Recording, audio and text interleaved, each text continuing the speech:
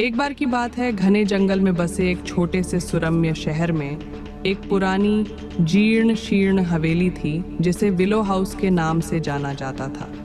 इस भव्य प्रभावशाली संरचना को बहुत पहले ही छोड़ दिया गया था। इसकी खिड़कियां टूट गई थीं और इसके बगीचे कांटों और घास फूस से भर गए थे। स्थानीय लोग घर में भय पैदा करने वाली भयानक घटनाओं और रहस्यमयी घटनाओं की कहानियां फुसफुसाते थे। हमारी कहानी एक दयालु युवा महिला एमिली से शुरू होती है, जो एक दर्दनाक तलाक के बाद एक नई शुरुआत की तलाश में अपनी बेटी लिली के साथ शहर आती है।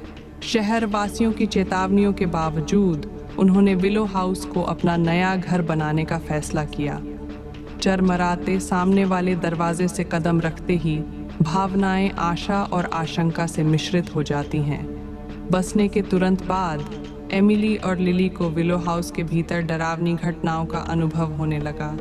ये अस्पष्ट घटनाएं उनके साहस और बंधन का परीक्षण करना शुरू कर देती हैं, जिससे घर की भूतिया प्रकृति का पता चलता है।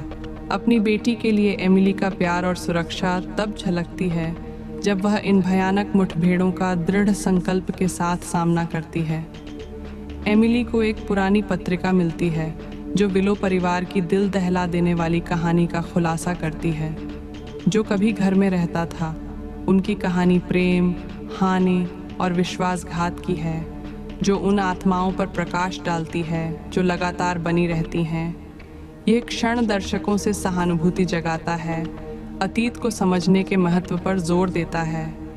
करुणा से प्रेरित होकर एमिली और लिली खोई हुई आत्माओं को शांति पाने में मदद करने के मिशन पर निकलते हैं। वे आत्माओं से संवाद करते हैं और उनके लंबे समय से चले आ रहे पछतावे और इच्छाओं के बारे में सीखते हैं।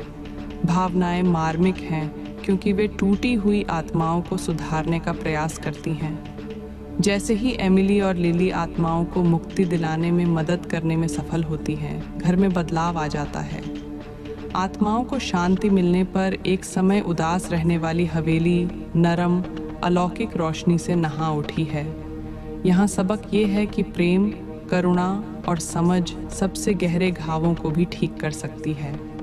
अंत में एमिली और लिली विलो हाउस की आत्माओं के साथ उपचार और मुक्ति की अपनी खोज में एकजुट होकर खड़े हो जाते हैं।